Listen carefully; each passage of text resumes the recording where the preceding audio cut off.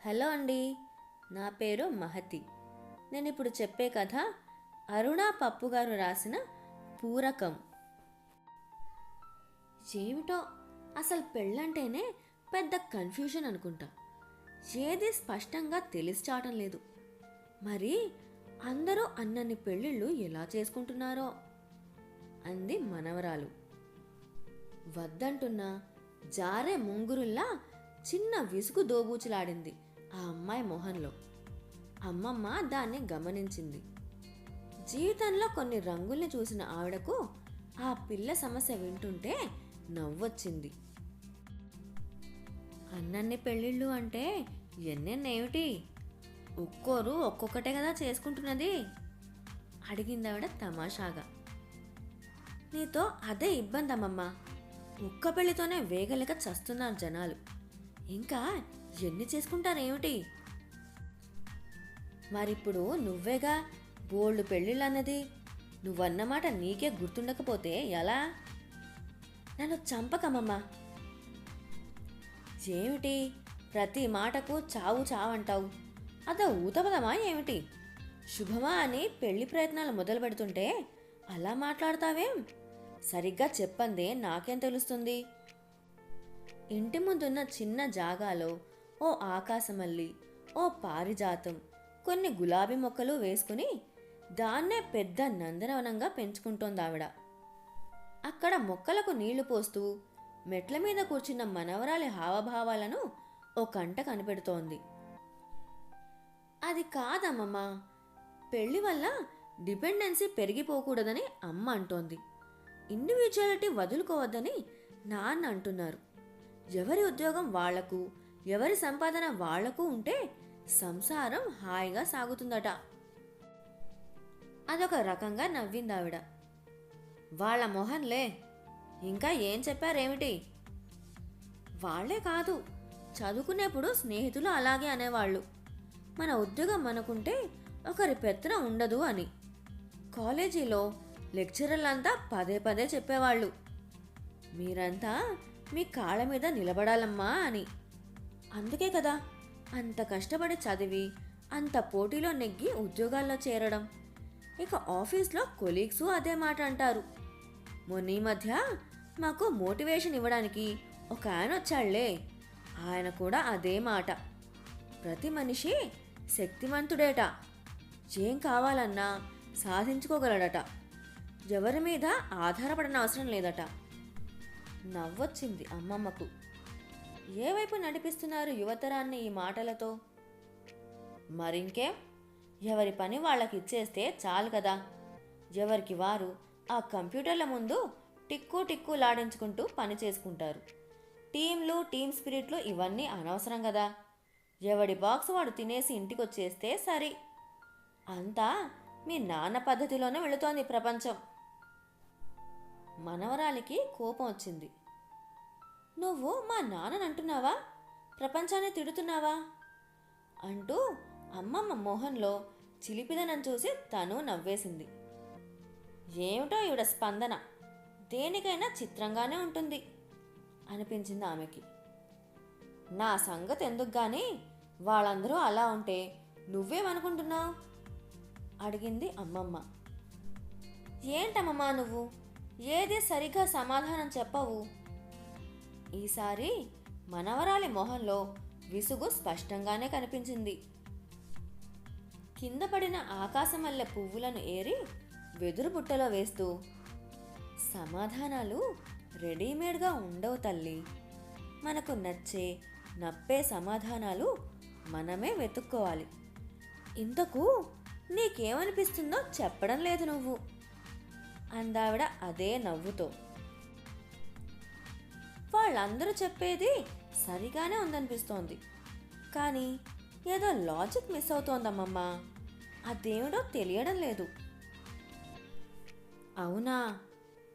ఇంతకు మీ అత్త ఇంట్లో 4 రోజులు ఉండొచ్చావు కదా, అక్కడేం చూసావో చెప్పు. చిన్నప్పుడు నీ పాదాలు కింద పెడితే కందిపోతాయేమో అన్నట్టుగా చూసేది మీ అత్త నిన్ను. ఇప్పుడు అలాగే చూసిందా అడిగింది అమ్మమ్మ. నాకేదో అర్థమయ్యే కానట్టుంది వాళ్ళ వ్యవహారం మా ఇంట్లో ఉన్నంత హడావిడేం లేదు. ఏదో చాదస్తం మనుషుల్లా ఉన్నారు చూడబోతే. చాదస్తం అంటే ఏమిటో వివరంగా చెప్తే కదా తెలిసేది. ఏరిన పూలబుట్ట పక్కన పెట్టేసి మనవరాలి చేతులకు గోరింట పెట్టడం మొదలుపెట్టింది ఆవిడ. నీకు మా మేనత్త మావయ్యలు తెలియదా? మళ్ళీ నన్ను చెప్పమంటావేం? కస్సున లేచింది మనవరాలు. అమ్మమ్మకి నవ్వొచ్చింది. తన కూతురి ఆడపడుచు కుటుంబం తనకు తెలియకపోవడమే తెలుసు, కానీ తనకు అర్థమైన తీరు వేరు. ఈ కాలం పిల్లకు వాళ్ళెలా అర్థమయ్యారో తెలుసుకోవాలి. ఏమిటో అమ్మమ్మ, నేను ఒకరోజు బీరకాయ కూర చేశాను. మీ అత్త చేసిందే కూర, ఇంకెవ్వరు చేసినా అలా రాదు అంటాడు మావయ్య. దానికి ఆవిడ ముసిముసిగా నవ్వుతుంది. నాకు చాలా చిరాకేసేదిలే. ఆయనేమిటో అన్ని పనుల్లోనూ వేలు పెడుతుంటాడు, వెనక వెనకే తిరుగుతుంటాడు. వంటింట్లో అత్త పాలు కాస్తుంటే ఈయన డికాషన్ వేస్తాడు, ఈలోగా కూరగాయలు కోస్తాడు. వాషింగ్ మెషిన్ వేసి అత్త స్నానానికి వెళ్ళిపోతుందా, ఈయన ఆ బట్టలన్నీ తీసి ఆరేస్తాడు. మళ్ళీ వంటలో రెడీ. ఏం వండాలి, ఎలా వండాలి, ఆ డిస్కషన్ అంతా ఏదో పెద్ద అమెరికా ఎన్నికల్లాగా పెద్ద తంతు. ఇక భోజనాల దగ్గర చూడాలి వాళ్ళ వాలకం. ప్రతిదానికి 100 రుచులు చెప్పుకుంటూ ఆహా ఓహో అనుకుంటూ తినడమే ఒక పెద్ద వ్రతంలాగా చేస్తారు. ఏదో ఆకలికి ఇంత తిని లేచామని కాకుండా అంత టైము వాళ్ళు తిండి మీద వేస్ట్ చేస్తుంటే మండిపోయిందనుకో. అవునా? ఏ మాటకు ఆ మాట చెప్పుకోవాలి కానీ అమ్మమ్మ, అత్త బీరకాయ తొక్కు పచ్చడి చేసిన అమృతమేననుకో. ఎంత తినేదాన్నో. అయినా సరే అంత టైం ఎందుకో తిండి మీద. అందరూ అన్ని పనులు చేసేది ఆ తిండి గురించే కదమ్మా. మీ అమ్మా నాన్నలాంటి వాళ్ళు బతకడం కోసం ఏదో ఇంత కుక్కుని బయటపడతారు. నీలాంటి పిల్లలకు అదే అలవాటు చేస్తున్నారు. వాళ్ళు తింటూ బతుకుతున్నారు. అది సరేలే, మీ అత్త ఎలా ఉంది? బాబోయ్, అత్త గురించి అడక్కమమ్మా. ఆవిడకి చదువు ఉంది, ఎందుకు? ఉద్యోగం సద్యోగం ఏం లేదు. ఎంతసేపు మామయ్యకి ఇష్టమని పచ్చళ్ళు చేయడం, వడియాలు పెట్టడం, ఆయన వైపు వాళ్ళొస్తే వండి పెట్టడాలు, వాళ్ళకి వీళ్ళకి పెళ్లి సంబంధాలు చూడటం, అంతే. సరేలే, ఎవరి లైఫ్ స్టైల్ వాళ్ళది అని ఊరుకున్నా. చాలా రోజుల తర్వాత వాళ్ళ ఇంటికి వచ్చానని షాపింగ్ అని తీసుకెళ్లారా? అక్కడ వాళ్ళ పబ్లిక్ డిస్ప్లే ఆఫ్ అఫెక్షన్ అవసరమా చెప్పు? ఎంతసేపటికి మావయ్యకి ఆకుపచ్చ రంగు నచ్చదేమోనే, ఆయనకి డిజైన్ ఇష్టం అంటుందా అత్త. ఆయనేమో నీకు కనకాంబరం రంగు చీర ఇష్టం కదా అంటాడు. ప్రతిదీ మీద వేయించి తను చూసి గాని సెలెక్ట్ చేయడు. టీనేజ్ లవర్స్ లాగా కళ్ళతోనే మెచ్చుకోళ్ళు. మావయ్యని పెళ్లి చేసుకున్నాక అత్త బొత్తిగా వెన్నెముక లేని మనిషి అయిపోయిందంటూ ఉంటాడుగా మా నాన్న.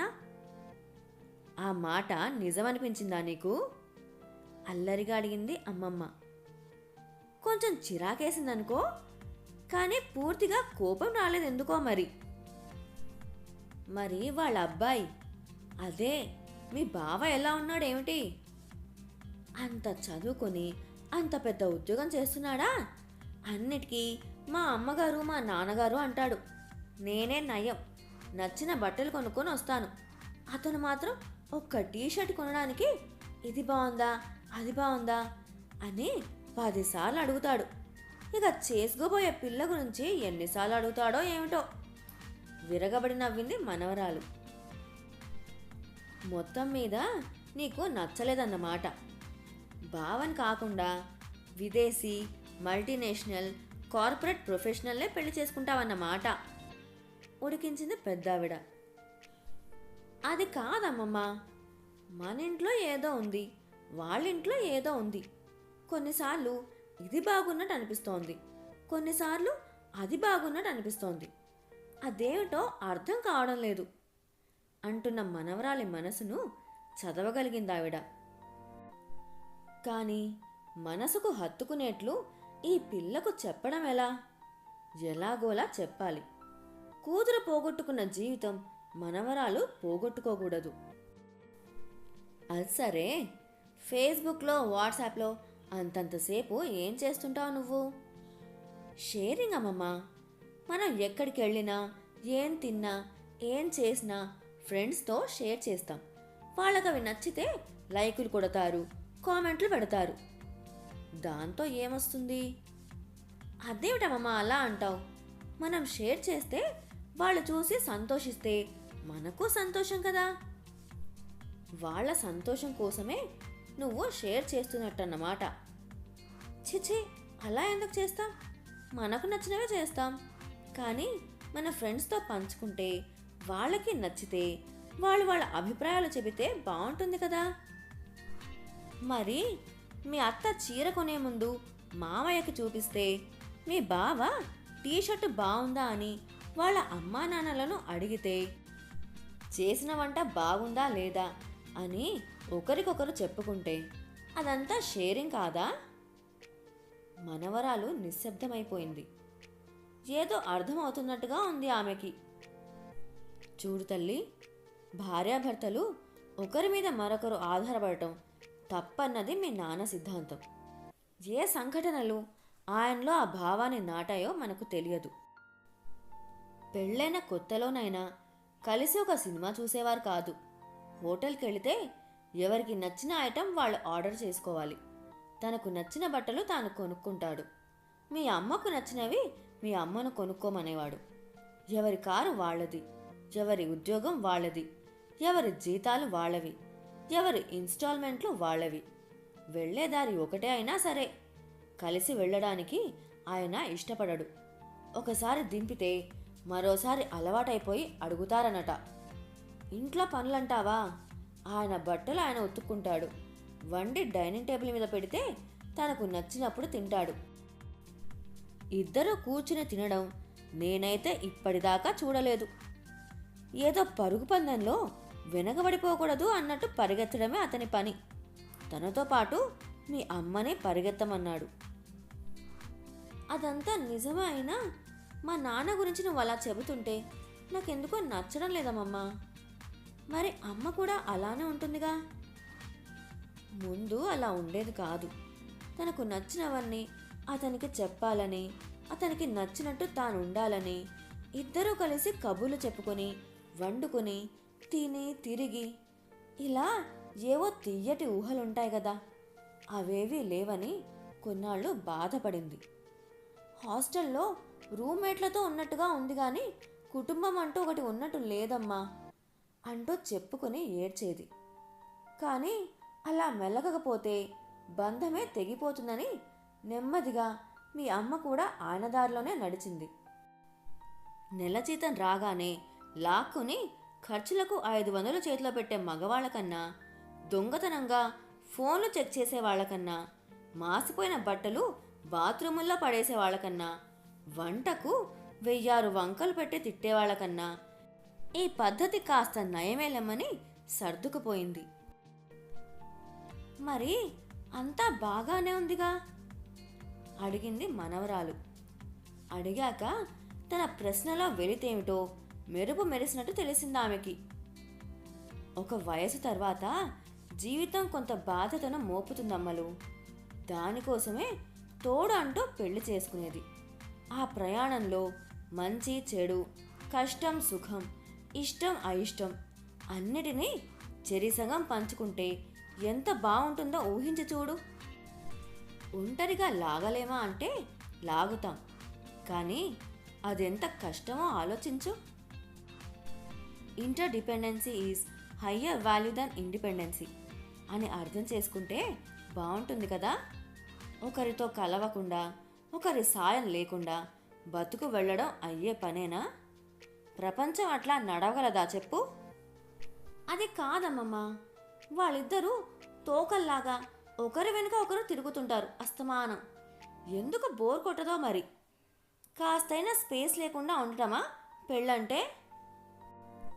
నేను అలాగనడం లేదు. ప్రతి బంధంలోనూ స్వేచ్ఛ ఉండాలి, స్పేస్ ఉండాలి. అప్పుడే అది ఆరోగ్యంగా ఎదుగుతుంది.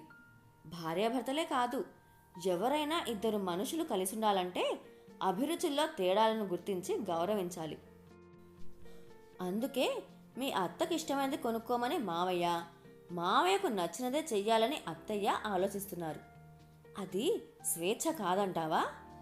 అంతేగాని ఎప్పటికీ ఎవరిష్టం వారిదేనంటూ రైలు పట్టాల్లా కలవకపోవడాన్ని స్పేస్ అంటారా? అసలు స్వేచ్ఛ, ఆధారపడటం రెండు వ్యతిరేక విషయాలని ఎందుకు అనుకుంటున్నావు? తీపి, పులుపు, ఉప్పు, కారం ఇవన్నీ ఒకదానికొకటి వ్యతిరేకాలా, పూరకాలు అని ఎందుకు అనుకోవు? ఒకటి ఇంకో దాన్ని తగ్గించదమ్మలు, బ్యాలెన్స్ చేస్తుంది. అవి సరైన నిష్పత్తిలో పడితే బతుకు పండుతుంది. ఆ రెసిపీని మనమే జాగ్రత్తగా తయారు చేసుకోవాలి. ఎందుకో అమ్మమ్మ కళ్ళ నుంచి 2 నీటి బొట్లు జారి మనవరాలి చేతుల మీద పడ్డాయి. అది చూసి మనవరాలి కళ్ళల్లోనూ నీళ్లూరాయి. ఇందాక అన్నావే షేరింగ్ అని, మీ నాన్నకు ఆ రుచి తెలియదు, మీ అత్తమామలకు తెలుసు. కొడుక్కే దాన్ని నేర్పించారు. పరుగెత్తి పాలు తాగే కన్నా ప్రతి క్షణాన్ని పదిలపరుచుకోవడం ముఖ్యం అనుకుంటే మీ బావను పెళ్లి చేసుకో. నీ డబ్బు, నీ ఇల్లు, నీ ఈఎంఐలు అనుకుంటావా? ఇవాళ రేపు అలాగనుకునే కుర్రాళ్ళు బోలెడు మంది ఉన్నారు. ఆ పైన నీ ఇష్టం. కళ్ళు తుడుచుకుని చెప్పింది అమ్మమ్మ. గజిబిజిగా ఉన్న లెక్కల సూత్రమేదో విడిపోయినట్టు తేటగా నవ్వింది మనవరాలు.